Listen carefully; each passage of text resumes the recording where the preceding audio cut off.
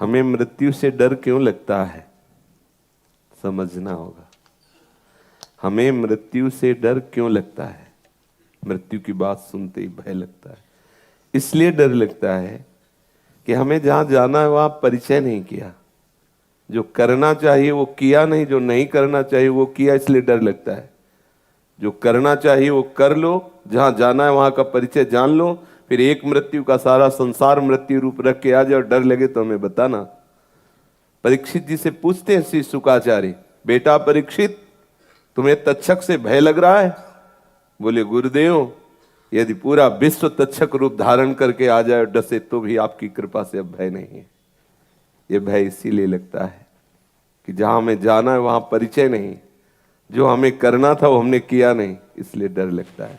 जैसे आप सरकारी आदमी हो और आपको विदेश भेजा जाए, और जिस कार्य के लिए भेजा जाए, जिस कार्य के लिए आपको सुविधा दी जाए, पास दिया जाए, आप उस कार्य के लिए विदेश जाके और मनमानी आचरण करके समय नष्ट करें, और जब आपको लौटने का समय होगा तो आपके होश उड़ जाएंगे कि मैं सरकार को क्या जवाब दूंगा।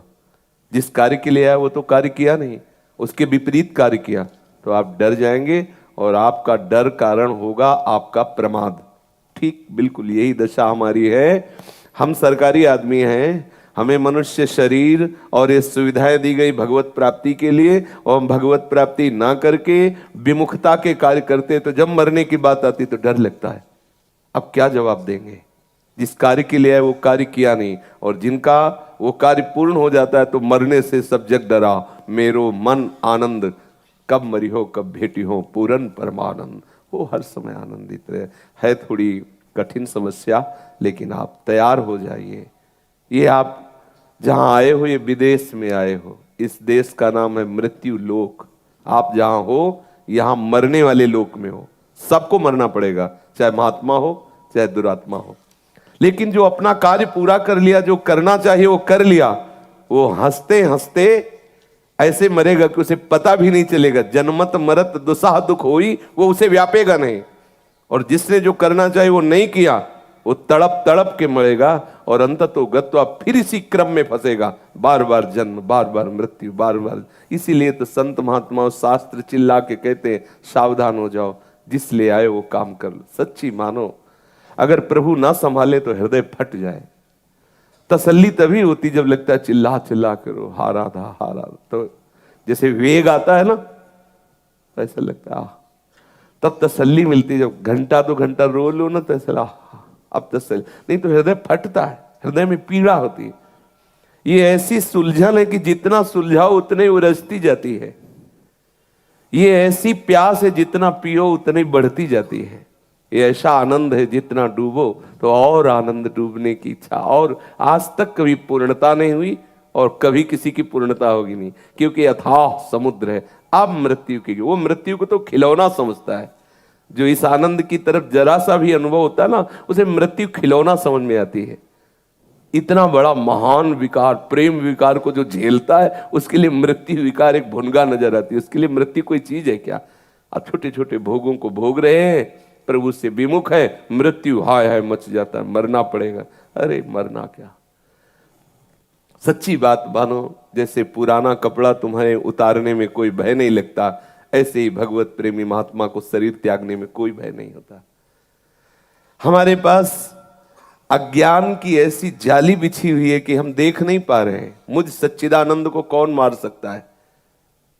नैनम छिन्नन्ति सहस्त्राणि नैनम दहाति पावका न चैनम क्लेदयन्त्यापो न शोष्यति मारुता। पर फंस गए, इस शरीर में राख करके फंस गए। और पता है छूटेगा, पता है सबका छूट रहा है, लेकिन कोई सावधान नहीं हो रहा। कोई बिरला सावधान। हाय हाय मच जानी चाहिए। जिस मकान में रह रहे वो तो छूटने वाला है, आगे का ठिकाना नहीं। बोलो क्या दशा है? अगर ठिकाना मिल जाए तो नाचने लगोगे। ऐसे महल में जाना है जहां अविनाशी चिदानंद, कहीं कोई भय नहीं। प्रिया प्यारी जू प्यारे जू के समीप रहना है, पर उधर परिचय नहीं। इस माया ने इतनी विस्मृति डाल दी है कि जो मेरे वास्तविक प्रभु हैं प्रिया प्रीतम, उनको भूलकर झूठे संबंधों को अपना मान रहे। झूठे संबंधी हमें त्यागना चाहते हैं, लेकिन हम ही उनको पकड़े हुए हैं, हमें कोई नहीं पकड़े हुए। ये जो कहा जाता है ना, अगर हम नहीं जाएंगे तो जी नहीं पाएंगे, अरे कैसी बात करते हो तुम। अगर मर जाओ ना, फिर तुम्हें दिखाया जाए, वो बड़े आराम से हलवा पूड़ी खाएंगे। केवल तुम्हें भ्रम है कि वो तुम्हारे लिए जीते हैं, तुम उनके प्रयोग में आते हो इसलिए ऐसा है। जिस दिन प्रयोग में नहीं आओगे तो जीते जी तुम्हें उत्तर मिल जाएगा तुम्हें कौन प्यार करता है। सच्ची मानो ना, अभी आपको लकवा मार जाए और आप किसी काम के न रह जाएं और रोज उनको सोच तुम्हारी फेंकनी पड़े, फिर 1 वर्ष बाद उनकी भाषा सुन लेना, वो आपको बता देंगे आपको कितना प्यार करते हैं। जब आप कहोगे ना कि थोड़ा एक समोसा और चटनी खाने का मन, फिर आप देखना कैसा उत्तर आएगा। थोड़ा 2 रोटी और दे दो, तो बार बार हकता है पड़े पड़े और बार बार मांगता है, और कितनी उपेक्षा। तब आपको लगे ये वही लोग हैं जो मेरे को प्यार करते थे। तब असली प्यारे की याद आएगी। इसीलिए भगवान से श्री कुंती जी कह रहे कि मुझे विपत्ति दो जिससे मैं जान पाऊं कि तुम मुझसे प्यार करते हो। तो मृत्यु से भय इसीलिए लगता है कि जो हमें तैयारी करनी चाहिए वो हमने किया नहीं, और जो नहीं करना चाहिए वो किया। इसलिए सरकार से डर लगता है कि कैसे उनके सामने। किसी ने प्रश्न किया, कौन जानता है कि हमने क्या किया? किसी और की गवाही की जरूरत नहीं है, बेईमान मन तुम्हारा ही वहां सामने आ जाएगा। तुम्हारे में चिप लगी हुई है, सब भर रहा है, शुभ अशुभ कर्म के तुम साक्षी हो स्वयं, और वो सब लिखा जा रहा है तुम्हारे मन में ही। कहीं वहां दूसरे के, बहुत बड़ा ये सरकारी विभाग है, यहाँ दूसरे किसी कार्ड की जरूरत नहीं होती, किसी दूसरे गवाही की जरूरत नहीं, तुम स्वयं साक्षी हो। वहां सामने पहुंचते ही वो तुम्हारे मन की चिप को 1 मिनट में सब पूरा निर्णय दिखा दिया ही हो, वो मन ही तुम्हारा सब बता देगा सामने, और 1 सेकंड में निश्चय करके हटा दिया जाता है। वहां इतना बड़ा टाइम थोड़ी कि भाई गवाही दो, पेशगी, तुम ही गवाही हो, तुम स्वयं साक्षी हो उसके, तो वहां थोड़ी कपट चलेगा। ये तो इस शरीर में हो इसलिए कपट।